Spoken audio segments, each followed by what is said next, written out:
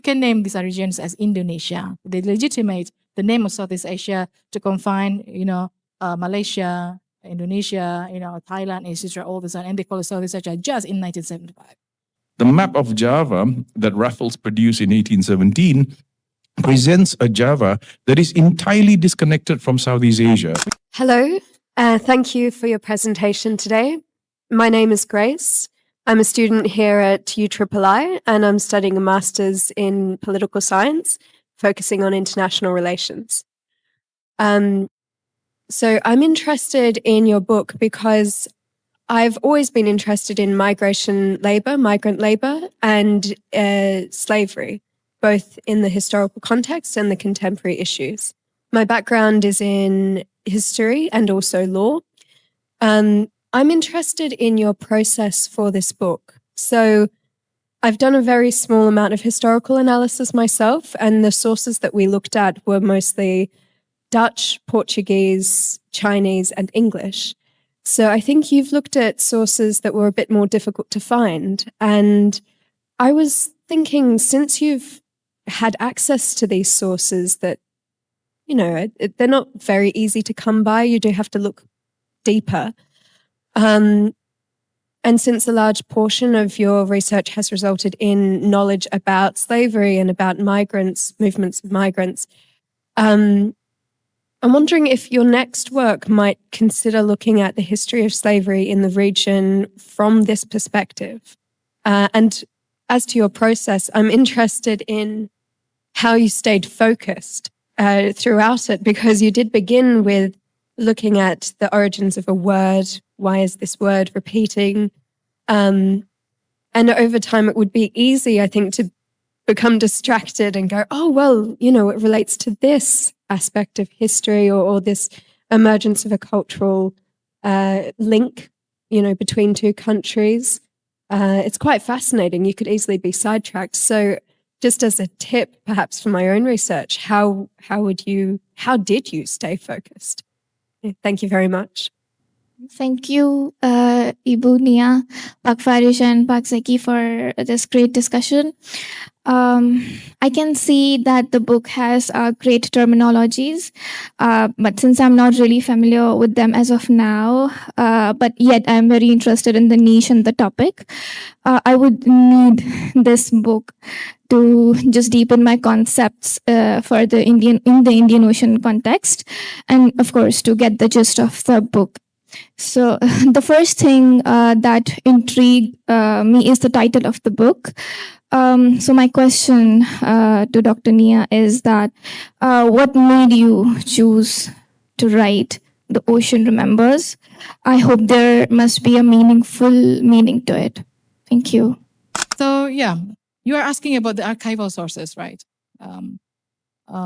So nowadays, I don't know, I do this book like in 10 years, in 10 years, meaning that there is that kind of changes in the digital world, right? So before, let's say when I did, in the earlier years, I just go to library and dig into the archives, the National Library, and then ask manually.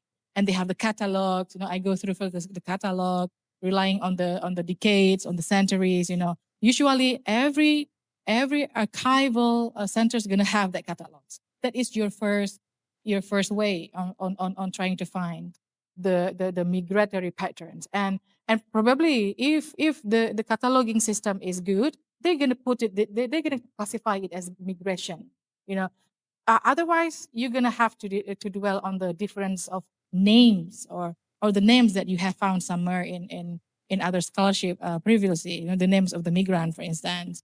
The community, that were probably, migrated in a groups, somewhere outside their hometown region. So you try to use as much as possible names identification if they are not familiar to you, for instance. That is very first clue, like what I do in here. Yeah.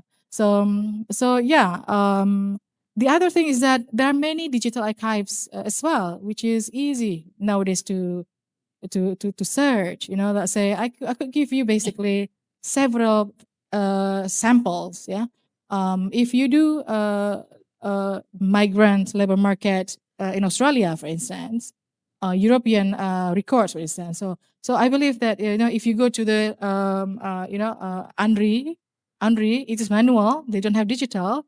You have to visit yourself and dig. Yeah.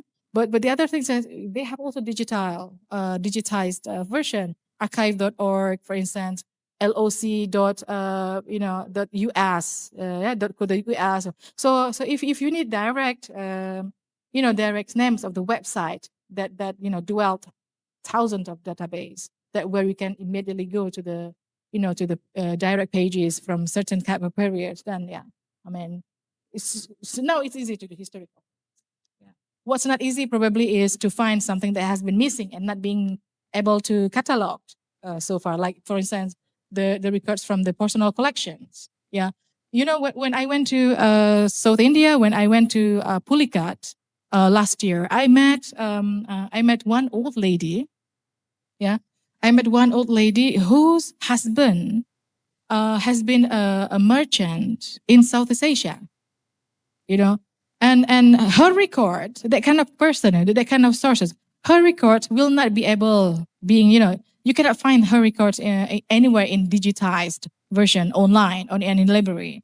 This is like a significant rare instances that I met, that it just happened. I met her and then she said, hey, my husband was a merchant. He sold this one and this one. He traveled from Thailand, from Thailand to Malaysia, to Singapore, so there is a kind of cycle, similar cycle that they use. And he traveled for many, many years, and it just happened that she has some kind of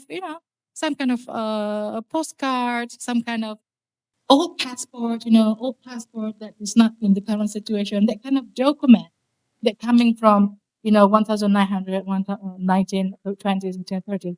This is your primary sources. If you want to go, the historical way, this is the way you find that this guy is the primary sources that you can use. This is credible, because it come immediately. It is the only, there's no further debate about the credibility of this kind of sources. It come directly from the family members with the names, right? With the root of the traits, for example, with the year of he is born, and with the location where he came from. So that sort of thing. This is very, very peculiar. And for slavery too, I believe, is very much done already. There are so many compiled sources about slavery already in Leiden University, for instance. Yeah, and British Library. So it should be, I don't know, nowadays it should be easier to do historical research. So the other things your question is about the tips to write this book, and also it is related to Eman question too. The tips, oh my God, this is partially from my dissertation. Okay, and then I was told, hey Nia, we are interested in your book, but can you turn this dissertation into a book format? That means, and especially when the publication is not academic, university press, for instance, then I have to mine the language, should be able, to be accessible to the general readers, which I like. This is what I want to do as a scholar. I want my work to be, the common people like you will be able to read my works, not using many tough language, for instance. So I do it. So I start to, to restructure everything. I start to restructure, not rewriting the whole thing, just restructuring, adding and taking out, things. And of course, putting some more inside. This is a lot of works of revision. Yeah. So the tip is that, the tip, for instance, and for now, as a youth student, maybe what is most important is that you should be aware of the data that you have. You should be the leaders of your own data. Without enough data, without a strong data, you won't be able to produce any kind of book, or you won't be able to produce any kind of strong argument that you will back up by all those data. So sometimes there are some kind of moments where the data is inadequate, and in that instances, if it is historical, that inadequate data, if it is rare, it is still very important.